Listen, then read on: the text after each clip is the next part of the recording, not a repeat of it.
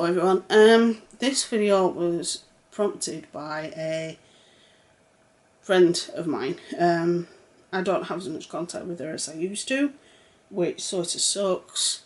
I thought I would share this with you guys. I won't give any of her details out or anything, but I'll explain why for me it doesn't.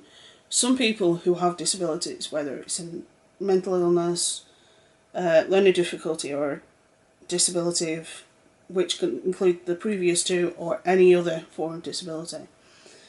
Some people,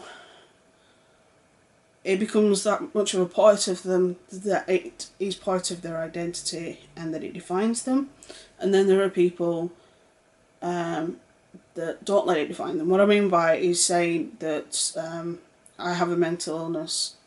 I'm an adult with a mental illness. I'm not just an adult, which is true. But a comment on that particular thread said, well, I won't say what it said, but it made me think of this video. I don't like this. I don't like my disabilities, all three of them, define me. If you watched yesterday's video, you'll know exactly what I mean. I have EDS, dyslexia and severe depression. Now I am on medication for all three. Actually not for two, because you can't be on medication for dyslexia. But with regards to the mental illness and the EDS, I'm on medication for it. I am on antidepressants, I am on painkillers and all sorts of other meds for the physical disability. And then I have my dyslexia, which is my learning difficulty, which is I have to do certain things, and I have a great B2 reader and a great editor to help with those. So now I don't let it define me for several reasons. Mainly because I didn't know I was dyslexic until I was 18, so just before I turned 18. My EDS didn't kick off until 2009, so 8 years ago, and I was 27. I had symptoms of EDS prior to that, but they were on the lower level of the spectrum, and then you have what's called a trigger event. I'll leave that video above, which makes things exponentially worse, and I had that 8 years ago, and I've got worse ever since. And while I know my limits with my EDS, I know I can do certain things before my body says forget it, I know that, but there are other limits that I have, and I often forget about those. And then I have my mental illness that I'm on medication for. We know if I don't have medication for a couple of days that I start to act differently. I start to get really moody and get a bit, as my husband calls it, weird. So we know that I shouldn't stay off my meds for too long because it can cause problems. So it's one of those things. Then we like I say, I stay within my limits. I don't let it define me, because at the end of the day, I can still write books even though I'm dyslexic. There are a lot of things I can't physically do, and it's not because of my weight, it's because of the EDS. Even if I was thin, I still wouldn't be able to do them. And with my depression, there's a lot of things that I can't do.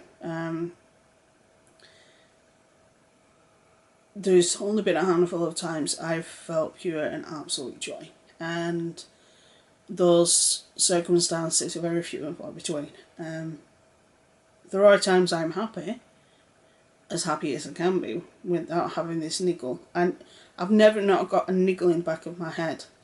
And the reasons for that are multiple and vast, and I'm not going to get into them because they're quite deep-seated and personal. But a part of it is also genetic, because my mother has depression. And between me and my mum, we've both got depression, we've both got dyslexia, we've both got EDS, and it makes matters worse. So each condition feeds into each one, but luckily, even though men do have a tendency to drive us up the wall, Our husbands are as good as you can imagine. My stepdad is a lot better than my biological dad, and he's relatively understanding and relatively a decent guy. I adore my stepdad. He's probably the best thing that I had in my entire childhood, other than my mother and a few other people. My stepdad was awesome. I absolutely adore him. They were friends before they became a couple, so I hadn't known him since I was a child. And then when they got together, I was like, okay, this seems like a good match, and they've been quite a good couple.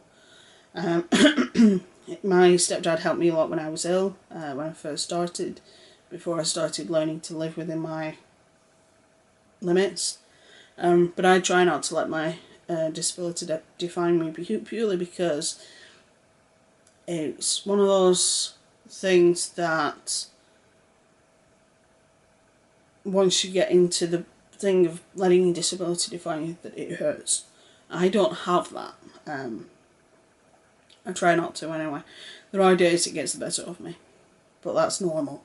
But at the end of the day, just because you're disabled doesn't mean you're any less of a human being than the person next door that isn't. You know what I mean? It's not like it was 50 years ago, where people like myself were shoved in insane asylums and deemed as unworthy and we were sterilised.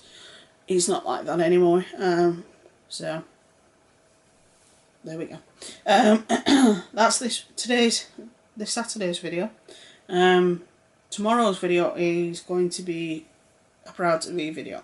As you've noticed, you've probably noticed there's this tag on YouTube, or there's a few videos going around which is called Proud to Be, and I thought I'd do mine, and you'll understand why when you see tomorrow's video.